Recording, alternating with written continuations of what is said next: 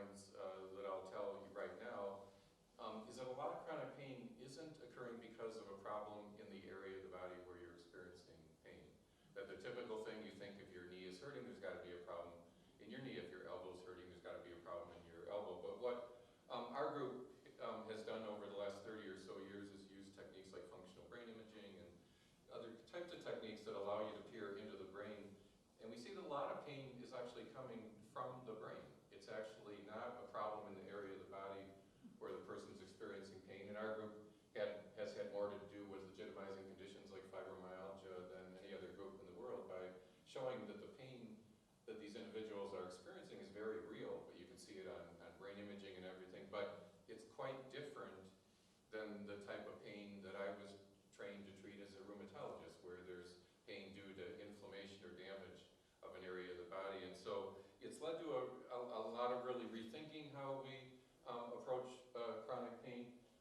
And certainly a lot of my opinions are heavily sort of biased by a career where, again, individuals with conditions like fibromyalgia used to be not believed at all. These are just neurotic middle-aged women. There's nothing really wrong with them. So it's been very gratifying to see that the International Group of Pain Researchers and beyond now sort of accepts that conditions like fibromyalgia are very real. And in fact, outside of the United States, where they use the ICD classification criteria a lot more to reimburse for things than we do in the United States, conditions like fibromyalgia and headache are now called primary pain. And what that means is the pain is the primary problem. It's not due to a different problem like osteoarthritis or rheumatoid arthritis. But it turns out that a lot of pain conditions are actually more primary pain, where the central nervous system, the brain, is really causing that pain. And as you might imagine, that kind of pain needs an entirely different set of treatments than pain that is due to some damage or inflammation in your knee or in some other area of your body. Be happy to talk about opioids. I hate opioids. Testified against opioid manufacturers. They're evil. Are there a small subset of patients with chronic pain that benefit from taking opioids? Yes. But in the balance, they do far more harm than good. I'm in the process of writing an editorial for the New York Times that I suspect will get published, and it'll make a lot of chronic pain patients will be angry at me for taking such an anti-opioid position. But the problem is that we started using opioids for chronic pain before studies were done showing that they were effective, and we didn't have any idea how dangerous they are. And even to this day, if someone with chronic pain is taking an opioid, a narcotic analgesic, their risk of dying the next year is double if they weren't taking that drug. It's actually hard to make your risk of dying double. You have to do like stupid stuff.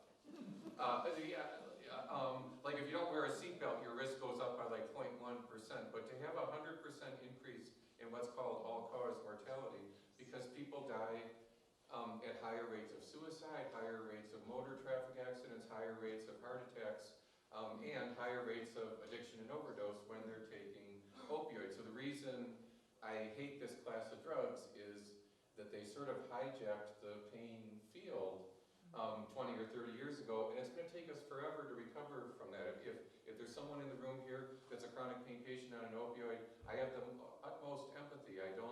That drug shouldn't be taken away from you. But again, what I really worry about is that a lot of individuals that are taking opioids are not benefiting, they're just being harmed. Because we see this over and over again when people do taper these drugs, often their pain gets better when they finally come off of these drugs. So I'm a rheumatologist. I always start my talk by showing these two slides. These are two different people's knee. This is a normal knee. This is grade 4 osteoarthritis, bone on bone. The cartilage has all been lost.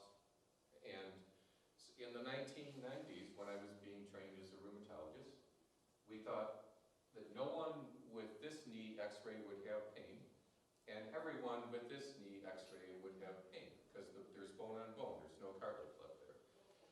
And it probably won't surprise you to know that 10–15% of people with knee pain could have a normal knee x-ray, because there's a lot of stuff that can go wrong with knee cartilage and things like that, or ligaments that you don't show up on an x-ray. But it should surprise surprise you to know that 30 to 40% of people in the US that have this x-ray have no pain. Even though they have bone rubbing against bone, they have no pain. And these studies started to be done in the 1990s in osteoarthritis and in chronic low back pain. And what they showed over and over and over again, even as we have more sophisticated imaging techniques like MRIs instead of x-rays, is that there's a terrible relationship between what you see on an x-ray or what you see on an MRI and whether someone has pain or how severe that pain is. There's always a tremendous disparity between what you see on an x-ray and whether the person's experiencing pain or not. And we don't actually even appreciate the entirety of this in the US healthcare system, because luckily we don't do x-rays on people like this if they don't have any pain. So we don't really appreciate it until we do a research study and we take 1,000 random people out of the community that there's so many people that have bad looking x-rays and MRIs that have no pain whatsoever.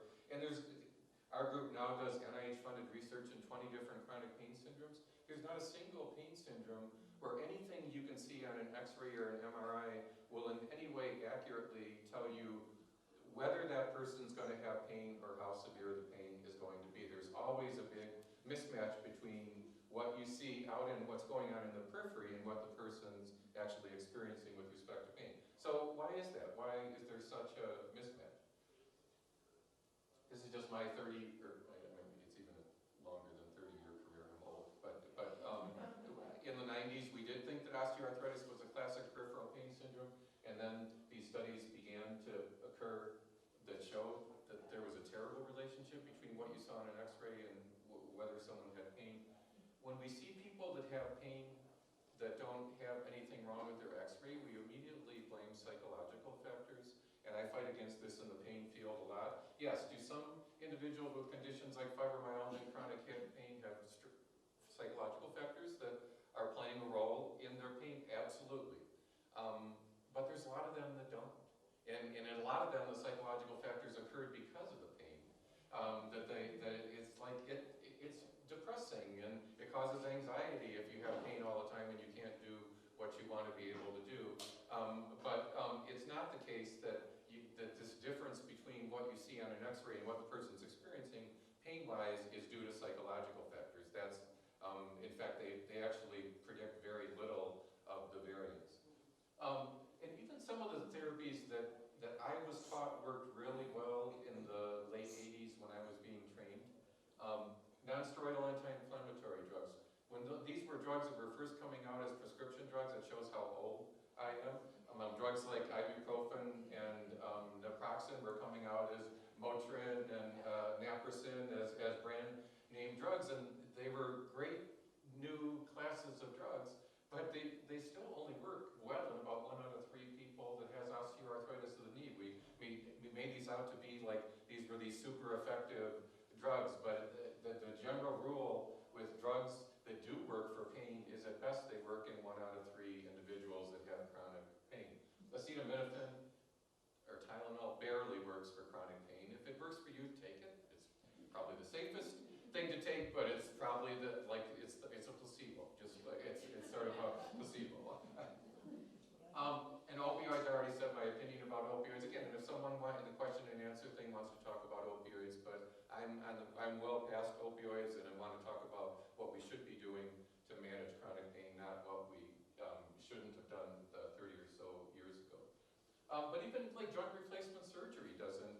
30% of people that have knee or hip replacement surgery don't have improvements of their pain. So we've known for a while that pain isn't all in the periphery, because we just saw a lot of evidence of that there was something more complicated than just like what's going on in the knee or what's going on in the elbow. And fibromyalgia actually taught us a lot about that. So these are the poster child for pain that is coming from the central nervous system. They're in the brain, where the pain is originating from the central nervous system rather than the brain. And the early criteria for fibromyalgia had some problems. We counted how many tender points people had, which was in retrospect sort of stupid.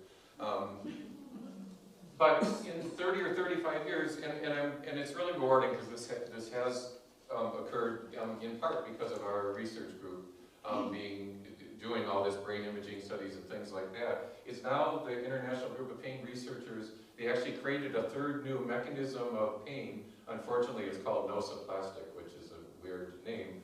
But basically saying that all of this brain imaging and things that have been done in the last 20 or 30 years has shown that there is this third type of pain where the pain is coming from the central nervous system, and of which fibromyalgia is the poster child. But a lot of common chronic pain conditions are this same kind of pain. Headache, irritable bowel, temporomandibular disorder, or TMJ or TMD, interstitial cystitis, vulvodynia, at least half of low back pain, and probably 60 or 70% of women that are diagnosed are called endometriosis, really actually have this kind of pain that's coming from the central nervous system rather than pain that is coming from endometrial tissue or their back or the area, or some of these labels imply that the problem is in the periphery when in fact that many, if not most individuals with, for example, low back pain have something a lot closer to fibromyalgia than they do a problem with their back. And when people have this kind of pain, they don't just have pain.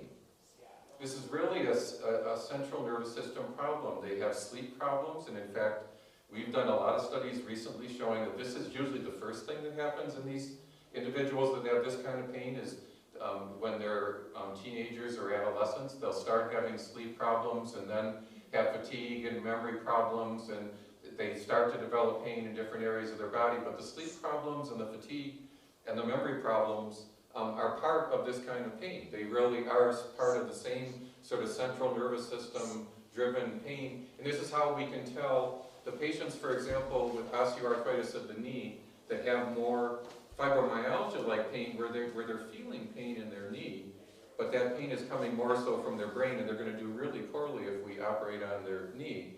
That one of the best ways to identify those people is to look for the sleep problems, the memory problems, the fatigue, and the pain in other areas of the body, because one of the hallmarks of this kind of pain that's coming from the brain is it's going to be in more regions of the body. It's going to be more widespread, because it's not a problem that's driven by inflammation in a certain area of your body. It's going to be much more widespread.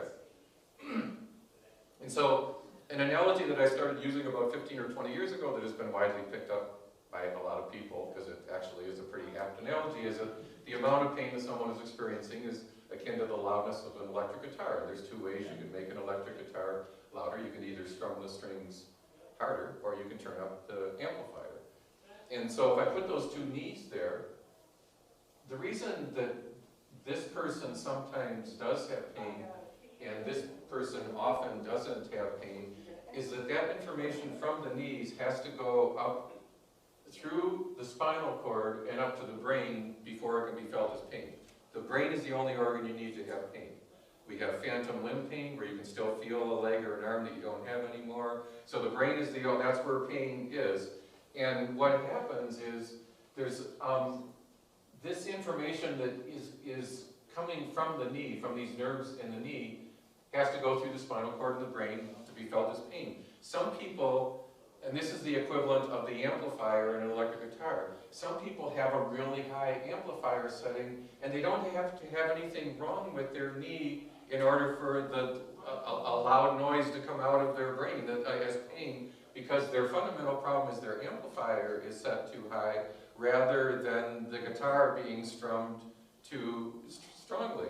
And this is essentially what these conditions like fibromyalgia are, sort of an amplifier problem. And this analogy, the reason this analogy has survived time is it actually makes you add together what's going on in the amplifier and what's going on in the guitar. And that's actually apt, because in people with conditions like fibromyalgia that just are more pain sensitive, a little bit of problem in their knee can hurt a lot.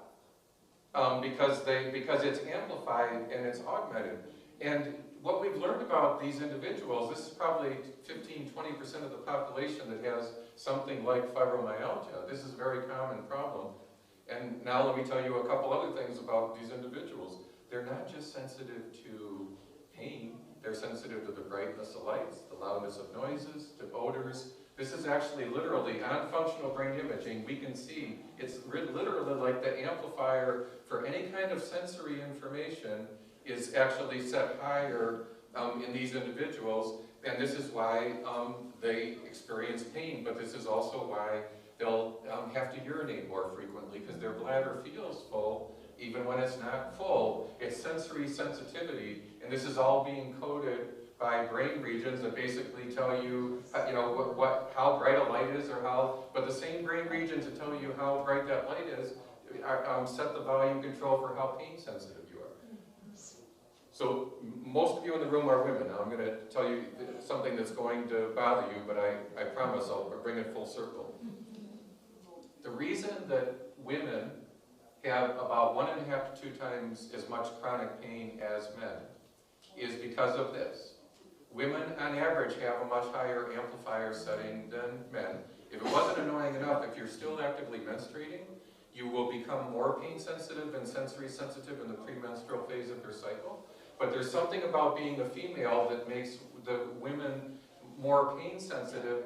So women don't have more damage to their knees than men if you do population-based studies, but osteoarthritis of the knee is 1.5 to 2 times more common in women than in men because they feel more of what's in there. It's more likely to be symptomatic because they feel it. And so all chronic pain conditions are about 1.5 to 2 times more common in women than in men because of this phenomenon that women have a higher volume controller amplifier setting. I said I was going to flip it around. Women, you've always known that men are insensitive.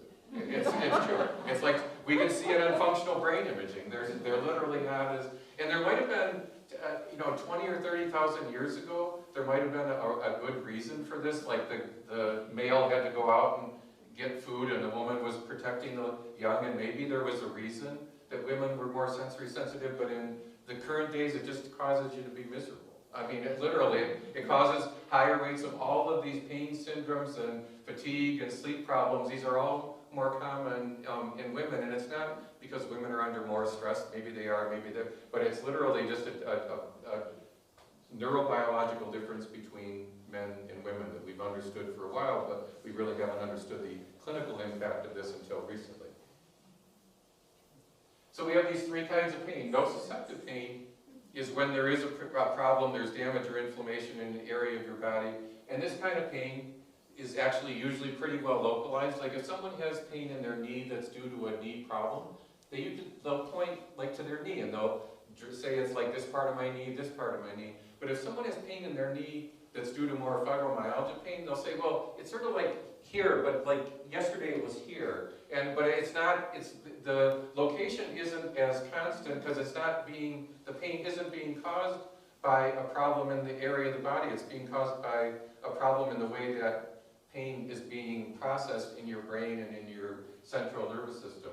And so what we look for to see if someone has this kind of pain, the pain is more widespread. They're going to have sleep problems, fatigue, memory, and mood problems. They're going to have a history of different chronic pain syndromes over the course of their lifetime in different areas of their body, and they're going to be sensitive to the brightness of lights or noises or odors because that's part of that more global hypersensitivity. And again, a lot of the common pain syndromes are now thought to have that as their primary mechanism, but even 1/3 of people with osteoarthritis or an autoimmune disorder like rheumatoid arthritis or lupus develop this kind of pain, this kind of fibromyalgia-like pain. And again, the really important thing, and you can sort of imagine this without having a strong clinical or scientific background, is that this pain that comes from the brain would need an entirely different type of treatment. You're not going to be able to do surgery or injections or treat someone out in the periphery.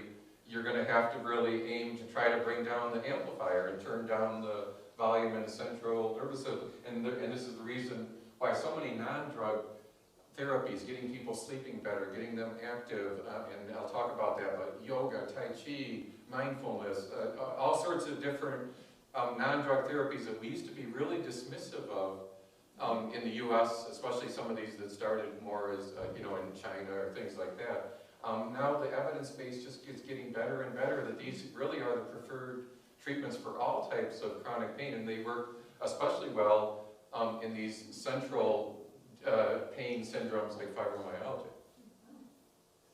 So again, I hate this term, but we're stuck with it. The International Group of Pain Researchers came up with this nosoplastic pain term. But and this was really a big deal though, because interestingly enough, I came into the pain field as a rheumatologist, which is sort of a weird way into the pain field. A lot of the people that are in the pain field are neurologists or anesthesiologists. And I was actually shocked that a lot of the people in the pain field didn't think fibromyalgia was a real disease.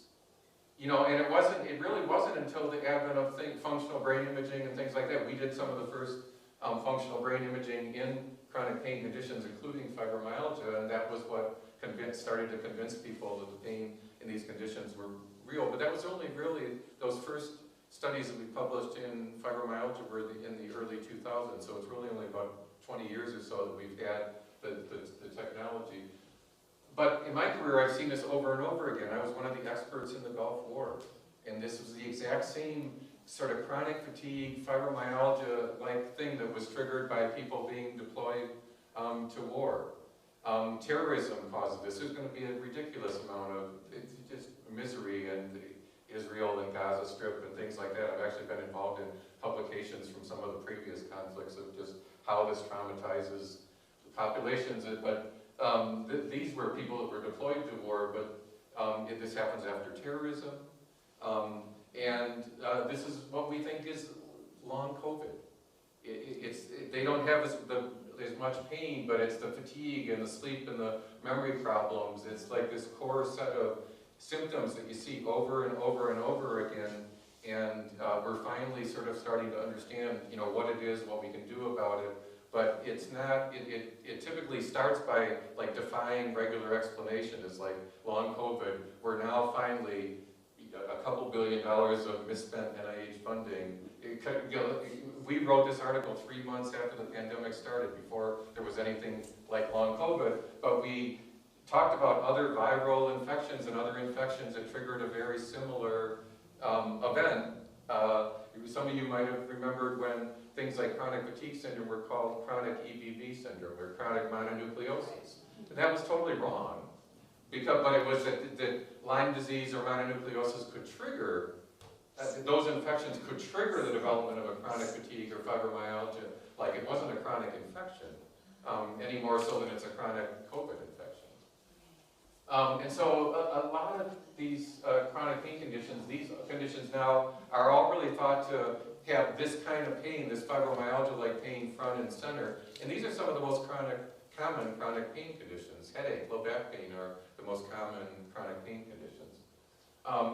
Now we don't do a tender point count anymore. If you want to know where you are on this continuum, like how, if you have any chronic pain, self-administer this form.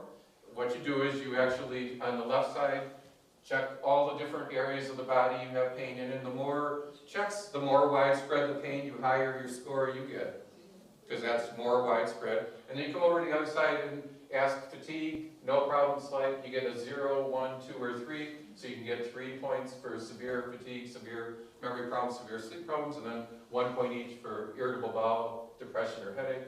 So there's 31 total points, and if someone is 13 or higher, that's now fibromyalgia. But if you have any kind of chronic pain and you score 8 or 9 or 10 on this thing, what that means is a lot of your pain is coming from the central nervous system. You probably don't have fibromyalgia per se, but you may be one of those individuals in whom, you know, there's something going on in an area of the body, but superimposed upon that, you also have a higher amplifier setting, and if we could use some non-drug therapies to get your amplifier setting down, we could make your pain better, make your fatigue better, make your wellness better, improve your function, rather than, again, giving you an opioid or thinking that we're only going to do surgery to relieve pain. And one of the reasons that it's important to figure out that people have this kind of pain is when you're using drugs, it flips upside down what drugs are going to work. So these are the drugs that will work. Opioids work really well if you have surgery. I'm not trashing opioids for acute pain, I'm trashing them for chronic pain. Non-steroidal anti-inflammatory drugs, if you have like acute inflammation, they work really well, like a bad gout attack or something like that. So these drugs can be very effective, are very effective for acute pain or pain that is due to damage or inflammation. But if you want to treat fibromyalgia, you're going to have to use these drugs. So some of them were originally anti-seizure drugs, some of them were originally antidepressants. They work in the brain, and they alter neurotransmitters that are responsible for this increased volume control setting. Again, I hate opioids, but this is the leading pain journal that I wrote this editorial. So, and part of it was because we did this study here at Michigan a decade or so ago in people with fibromyalgia. This is PET imaging. It uses a radionuclide, and we use PET with carfentanil, which is a super highly potent elephant tranquilizer opioid. But it's a research technique. You use a tiny, tiny amount of carfentanil tagged to it. And what this study showed was that in conditions like fibromyalgia, it looks like people are overproducing their own opioids. You know, we can release our own endorphins and enkephalins, and those bind to the same opioid receptors in our brain that heroin or morphine or any other opioid binds to. And what it appears is that in conditions like fibromyalgia, part of the fibromyalgia is people are overproducing their own endorphins and enkephalins, and that's actually, so giving these people an opioid to treat their pain is a particularly bad idea. You'll often actually make this kind of pain worse by giving someone an opioid, not just fail to make it better. We do a lot of work now. We have 3 NIH-funded studies of cannabis products.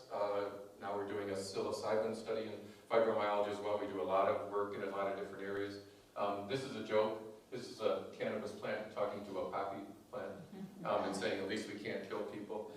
It is true that you know, that there's 90,000 people a year still dying of drug overdoses in the United States, and most of those have opioids in them. Some combination of opioids, alcohol, and benzodiazepines are causing, continuing to cause 90,000 deaths.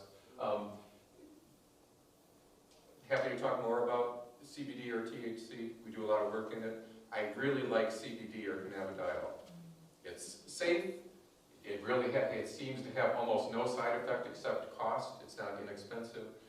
It's not psychoactive. It's fully legal in all, even in states that haven't in any way legalized cannabis. That's CBD or cannabidiol. THC is the component in cannabis that makes you high, and that I'm not nearly as excited about as I am CBD. I think CBD has a lot of promise in a lot of pain syndromes, but I think THC is a lot of the same problems with opioids. People, in order to take enough THC to get pain relief, it often just turns people into couch potatoes. You know, they're not really, they're dissociated from everything. They're not really very functional when they're just high, you know, essentially. And then the last thing I want to talk about is how effective non-drug therapies are, because this is the 2 big things that have happened in the pain field in my career is the legitimization of conditions like fibromyalgia and the effectiveness of non-drug therapies for treating pain. These have just been, so this is an article, I wrote a review article in the journal JAMA in 2014, and these were the non-drug treatments that could be used in chronic pain in 2014. Look what happened in 10 years. All these things from down here moved up in the evidence base. Like all these things that we used to, now strength training, like warm baths, biofeedback, yoga, tai chi, neuromodulation, acupuncture, acupressure, massage therapy. These were all things that in the U.S. health system, when I was trained 30 years ago, we were dismissive of all of these therapies.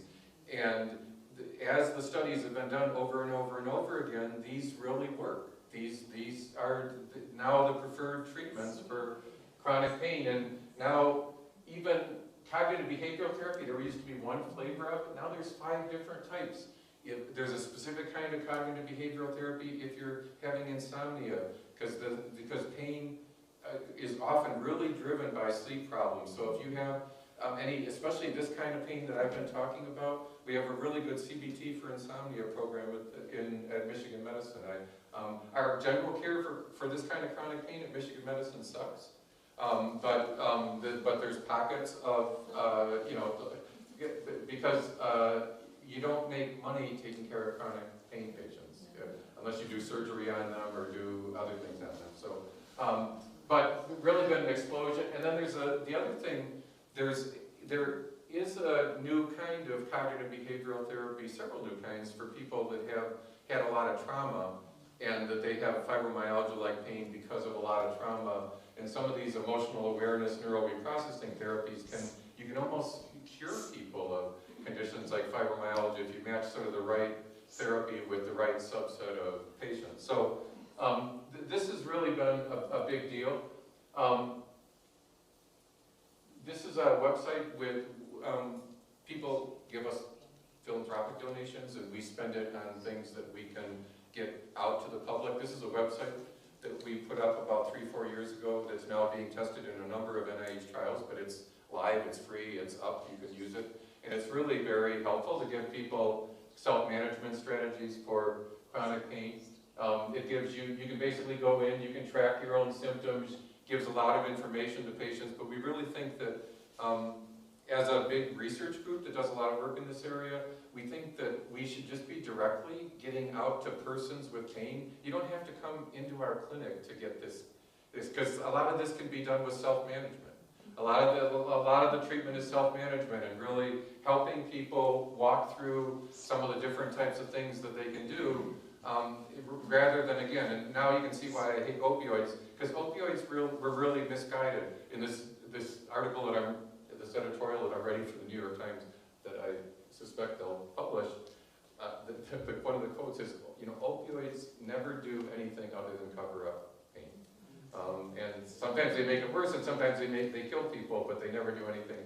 And a lot of these non-pharmacologic therapies are really more getting at the root cause of pain. They're part of wellness programs. They're things like that. And again, more and more, I think we're trying to pull patients more into these kinds of approaches rather than over-surgerizing or over-medicalizing with medications that make people, drowsy and all sorts of side effects. Chronic pain this is the future. Is trying to make a lot more of these treatments available, and interesting, even diet. We're doing a lot of studies now with diet and nutrition and pain, and in a subset of people, I think it's going to be really helpful. But I always end by showing this slide. Our VA health systems in the United States are by far the most forward-thinking of our health systems. Look at all the treatments that veterans with chronic pain can get reimbursed. You can't, you have like, if you're in Michigan Medicine, you have Blue Cross, you're going to only get reimbursed 2 or 3 of these things right now. And so, but the VA knows because they also pay the disability costs of veterans. It's one system that pays the disability costs and the health costs, and they know that if they make these things available to individuals, they get better, they're more able, less disabled. And again, this is really how this sort of interdisciplinary, integrative, and now we don't even call things like acupuncture, acupressure, yoga, tai chi, we don't call those complementary and alternative anymore because they're not complementary and they're not alternative. They should be first-line therapies. We refer to all of these now as integrative therapies, that we're really trying to use therapies that are really sort of whole person health integrative therapies. So I'll stop there and take any questions. Thank you. Yeah. Go back to the slide with the medicines, and is it okay if I use my cell phone and take a picture? Do I need to pass them? It's also online. Yeah, it's very okay if you take a picture, but it's also, you guys have the slides here. You can either send me an email and I'll send you the slides, or if you have any way of distributing them from the church, you can keep them on your computer. This is being live streamed, and also it will be on the YouTube There's even channel. you can have. Oops, I don't think it's saved to the desktop, but I'll give you that USB drive. That's great. Oh, no, the one that had the medicines for Oh, you needed, I'm sorry, you needed to go back. That one, I was just curious about that one. Just Flexeril, cyclobenzapine. Yeah, cyclobenzapine is one of my favorite drugs for this kind of pain. I want you to know that I was diagnosed with fibro in 2014. 2 years ago, my PCP finally decided to use your recommendation. I'm taking 15 milligrams of Flexeril daily. And starting within 2 months after I started it, my life turned around, day and night. I mean, I was just overcome by pain and fatigue. And then all of a sudden, I got my life back again. Well, thanks for saying that, and I'm really happy for you, because, and I'm glad the glass is half full. I wish your doctor didn't wait that long to treat you, but at least now you're doing better, so. Yeah. Go to our website and try some of the other things too, so. Yes? Where does migraine headaches fall? Okay, I'll make this. So the question was, where does migraine headaches fall? If someone has episodic migraines, they're having migraines a couple times a month, that's not this kind of pain. But if someone has migraines and they're starting to have headaches more than half of the days of the month, and the medical term for that is usually chronic daily headache, that if you're having a headache more than half of the days in a month, that's this. So some people start with migraine, and then, just like some people start with osteoarthritis that's starting out as a more peripheral problem, and then over time, it becomes more central, it becomes more, and so you do see some migraineurs that start as episodic migraine. As they march to being chronic daily headache, then these are really more the kinds of treatments they're going to need to use. Because usually what that will mean is it's not just a headache anymore. The person has pain in other areas of their body. It's no longer just, a migraine a couple times a month. Yes? Mary. You deserve a microphone. I noticed in your slide you had 3 groups, and the middle group was dealing with more real pain, like I saw diabetic. Oh, no, nerve pain was the middle group. I didn't talk much about nerve pain. Right? But what I was wondering is, have you had any success in using the techniques learned in your 3rd category in helping that kind of pain, in helping to reduce the amplifier on that? Yes, that's a really good question. And yes, in fact, a lot of the drugs that are used for nerve pain are the same drugs that we use for fibromyalgia, the gabapentin, pregabalin. A lot of these drugs are actually also approved for and used for diabetic peripheral neuropathy and different types of nerve pain. So there's more overlap between the drugs that work for, well, because again, fibromyalgia is sort of nerve pain too. It's a little higher up nerve, but it's nervous system driven pain.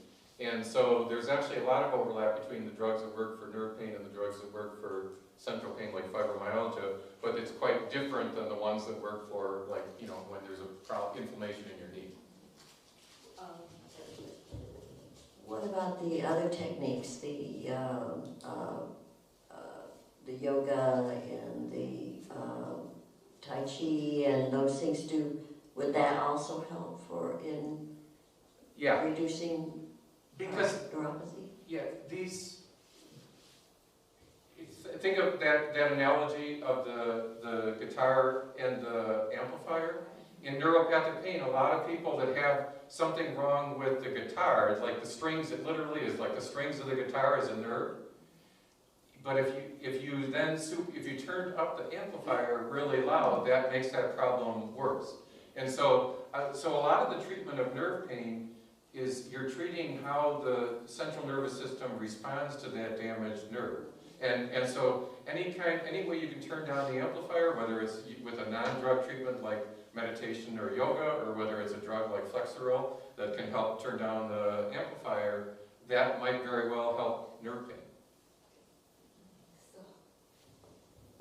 So your amplifier, how do we control that? Is it all hormone? No. Not hormone. So how do we control the amplifier? Well,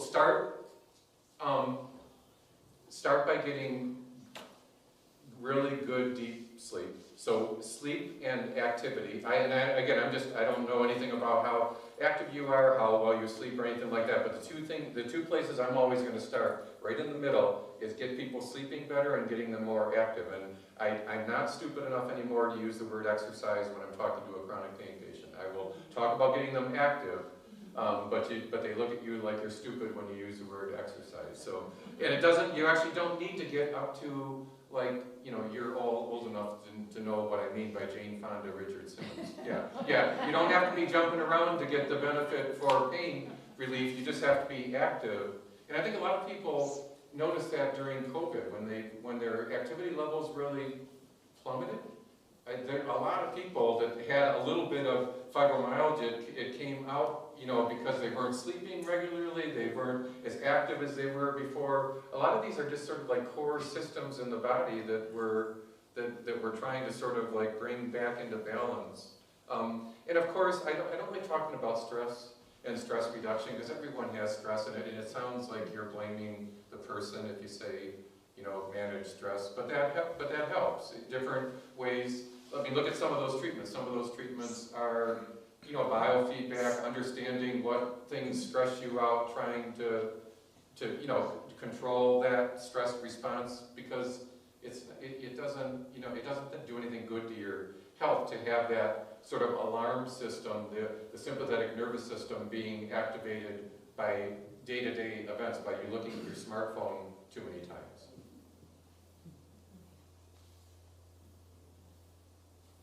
Yeah. I saw something, I think it said Balneotherapy is what the people in Europe, I think they maybe can bill for it if they call it, it's mud baths. But the mud baths in Europe have been shown to be effective. So that's what balneotherapy is. I suspect they make, like, you know, like you can go to physical therapy places and they have the warm pools and everything like that. That could probably be called balneotherapy. But basically, it's basically warm water, mud baths. And I hate these things. What is the other name for cyclobenzapine? They always have two names. Flexeril. Oh. It was originally a muscle relaxant, and when people give it as a muscle relaxant, they give it 3 or 4 times a day. But if you have this kind of like fibromyalgia, you couldn't take it 3 or 4 times a day because it really knocks you out. We want it. We're using it to make people get them a good night's sleep. That's the reason that cyclopentazepine helps largely is it makes people go into the deep stages of sleep, the restorative type of sleep. Like a lot of drugs that people use to try to, like if they're not sleeping well, that they try, like if they take a couple glasses of wine or something, that will make you go to sleep a little bit faster, but it messes up the rest of your night of sleep. It's not a good, and a lot of drugs, even the classic sleeping drugs, Ambien type drugs, if taken chronically, that's why we don't recommend that people take them chronically. So drugs like cyclobenzapine or Flexeril, it's a different class of drugs, and if it's taken at bedtime, it tends to just sort of help get people more regular sleep than they were before. And again, it's just one of the sort of building blocks is you start there and get sleeping better, and then try to work on getting a little more active, and then try some of the other non-drug therapies that are on that list. And it's like, you know, I've always wondered if that might work. And but I was in I don't know if you read the New York Times, there's a columnist, Nicholas Kristof, really writes great articles, and he wrote an article that I was heavily quoted in where he related the high rates of chronic pain in the United States to what he's more broadly talked about deaths of despair. He went back to rural Oregon where he grew up, and half of his classmates had died of opioid overdoses and things like that. But in that piece that he wrote, you know, my quote was, you know, if patients simply like look at that list of all those things that are offered at the VA, and you just try 3 of those in the next year. If you can just try 3 of those in the next year, odds are one of them is going to help you. Like usually, about 1 out of 3 people that try acupuncture or yoga or something like that are going to benefit. So that was my plea in his piece. Is like, please, as a chronic pain patient, you know, these things that maybe you used to be dismissive of, or, you know, you thought opioids were gonna be the answer. Just try 3, pick any 3, and try 3 next year. It's highly likely that one of them's gonna help you so much that you'll retain it, and you'll be a lot better, and then you go, and then you try a couple new things. But that's how you get better if you have chronic pain. There's no, if people are trying for the magic bullet and they're trying to hit a home run, they just strike out a lot. They don't, there's not a lot of home runs, so. Yeah. How about melatonin for sleep? It's okay, but it just puts you to sleep more rapidly. It doesn't really do much for deep sleep. It's not gonna solve the kind of insomnia that people with conditions like fibromyalgia have. Is not gonna be really made better by melatonin, because you'll just wake up at 2 in the morning and you'll just move the insomnia a little later. Could you go back to the slide that showed the vet's exercises or cure? Yeah. Thank you.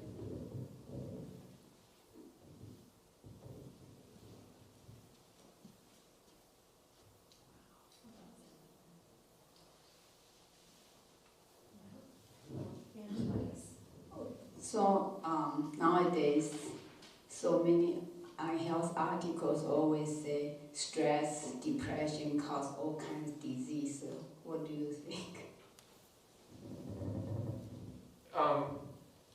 Depression is a disease in and of itself. I think some people, you know, get chronic pain because of starting with anxiety and depression, but I think it's usually the other way around. The data are the other way around.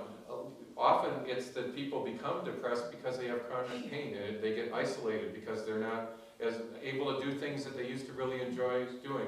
That's another thing where we as doctors have gotten a lot smarter. We used to try to motivate people by saying, it's like, oh, you know, Mrs. Jones, your pain score is like 6. Like, let's see if we can bring it down to 3 or 4. And it's like, that's so stupid. Mrs. Jones doesn't care about a pain score at 3 or 4. You should say, Mrs. Jones, what are a couple activities that you used to really enjoy doing before you had chronic pain that you'd like to be able to do again? And let's work together. That's a goal. Let's work together to get you to be able to pick up your grandchild or to play 9 holes of golf. But find out what motivates the person with pain and use that as a way of getting them to try some of these new things. Not, it's like, you know, why does that person care if their pain score goes down from a 6 to a 4? That's not personally meaningful. So, you know, again, we're getting better and better at trying to figure out how to get people to engage in these non-drug therapies that can really be very effective. It's not easy. I don't try to make it out to be easy.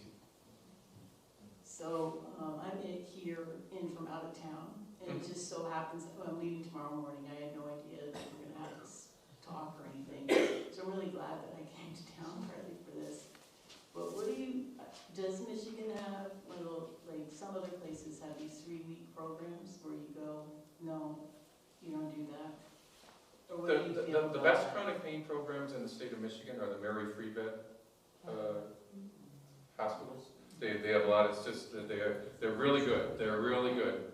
We used to go around the state before COVID with several people from Mary Free Bed and do, you know, talks around the state, teaching providers about how to manage pain without opioids. But I really like their care models and their systems and things like that. I wish Michigan medicine, you know, I mean, I openly am critical of Michigan medicine and their pain management. Yeah, several years ago, I heard Mary Free Bed was coming to Ann Arbor, building up near East Ann Arbor. Nothing's happened with that? There's one in Grand Rapids. Yeah. Yeah, they're really heavily on the west side of the state. They're now even up north and everything. I don't know of any that are really in southeastern Michigan yet, but I like their system, and that's I just wish we did better. I wish I could get up here and say, yeah, I really, you know, I do love the University of Michigan, but not our pain management programs. Again, there's pockets. We have, like in our department, our anesthesiology pain management, our providers are great, but they have very limited capacity, and they don't feel equipped to take care of things like fibromyalgia. If you need an injection in your back, that's what they're trained to do, and that's what they're really good at doing. So. I don't know. You have another question? Yeah, go ahead, Angela. Okay, go ahead. I don't know, it's kind of personal experience. I work with Dr. Dave Ginsburg. So I remember family go to Hawaii, I had a pain. I just, oh my gosh, we are going to vacation. I have this pain, what I'm going to eat, how can I enjoy? Turned out we arrived in Hilton, Hawaii. I mean, the pain just completely gone. And the second time, we are going to Machu Picchu. Again, I have a pain someplace. And then arrive at Machu Picchu, it's all gone, I enjoy. So I don't know how to explain that. There are a lot of potential explanations, but it's entirely possible that you were under stress, and when you left a stressful environment and went to Hawaii, the pain went away. But, yeah, so there's a lot of potential explanations. Maybe it was the turbulence on the plane that was just right.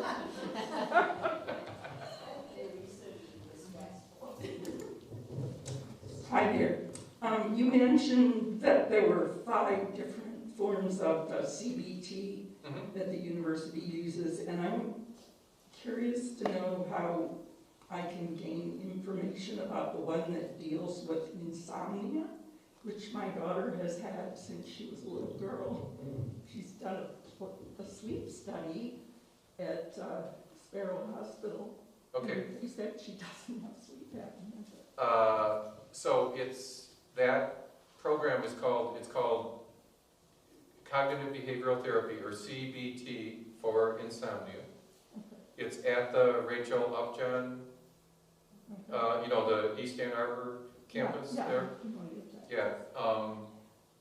But they have sessions that start, I don't know, like every 3 or 4 months, because it's a group. They'll bring in a group, and then people will have like 8 sessions, and then yeah, look into it. It's one of our, it's a really good program. And I really highly recommend it, so. Yeah, I just have a question. You didn't mention, like, if somebody has chronic pain that they can't figure out a cause for, is it ever, if it is this central nervous system issue, I wouldn't think that snipping the nerves to the area is a good idea, but have you heard of people doing those kind of things? I mean, that's kind of what. So. Like they've injected the nerves to Yeah, that but area, and it's like, oh yeah, it's better, but is that an answer? I have to be careful when Yeah. when I answer in a Yeah. flippant way, but what I think people fail to realize is that all physicians are trained to do like a certain set of treatments. Right. Yeah. And if you have chronic pain, you as a patient can determine what treatments you get by what doctors you go to. If you go to a surgeon long enough with chronic pain, they'll eventually do surgery, even if they think it's a terrible idea. Right. But that's what they have. That's the tool they have. They have a hammer, they're going to use a hammer. They have a saw, they're going to use a saw. Right. And so patients need to understand that, is that if you want like an integrative approach like this, don't go to like surgeons for your treatment. That's not what they're trained to do. You go to family medicine at Domino's, the integrative medicine clinic, or you go to providers that are trained with this kind of training and this kind of a background. But you as a patient have a huge amount of choice and influence in what treatment you end up getting. People don't understand that, I don't think. It's like I can tell you what treatment you're eventually going to get by what kind of doctor you go to. Right. Yeah, that's like that. Yeah. So you do have a lot of options, and again, people in the United States, it's well known, it's well documented. People get way more surgery for pain than any other country. Way. Like there's certain kinds of back surgery that are only done in the United States, like putting like rods in people's spine and straightening their spine for pain control is barbaric in any other countries, but it's just like ka-chink, ka-chink. I'm sorry, but that's what drives the U.S. healthcare system. Anyway, so yeah, you will get people eventually that will snip nerves or do things, but you just got to stop going to those providers. Right. Yeah, you look Thank at you so much. Yes, this is wonderful. You said the PowerPoint do you wanna just, put them on this, laptop? That'd be great. Or do you wanna just take the USB I drive? can take the USB drive out, the ideal, and then I can keep that back. I view these as disposable. Oh, I leave them all over the world. thank you, yes, this is going to be shared widely, thank you so much. And this Sunday will be the third in our series, and the other two are excellent. Health and wellness in the faith formation at 11 o'clock from 11 to 12. Melissa Ann did the first session on spiritual wellness. Oh, you gotta see it, it's on our YouTube channel. And then yesterday, our own Heidi Butts did mental health, and that was wonderful too. For the next two sessions, Janet Neese is coming, and the importance of movement, as Dr. Clauw talked about tonight. She's going to do that in two different sessions, so 11 o'clock on Sunday, in the social hall this Sunday. And thank you so much for being a part of this. This is a group of people that do caregiving for people that have a variety of needs. And I think what I was thinking about as you were giving this presentation on the complexity of physical pain is what we deal with is often the spiritual pain. And the complexity of that matches the complexity of this. And so often there's also a pairing of those two. And so I hope that you all will think about this a little bit more deeply with your own care receivers when they are talking about their physical pain, how it relates to spiritual and emotional pain as well. Something you can discuss in your supervision groups as well. Thank you so much, Dr. Clauw. Yeah, thanks for having me.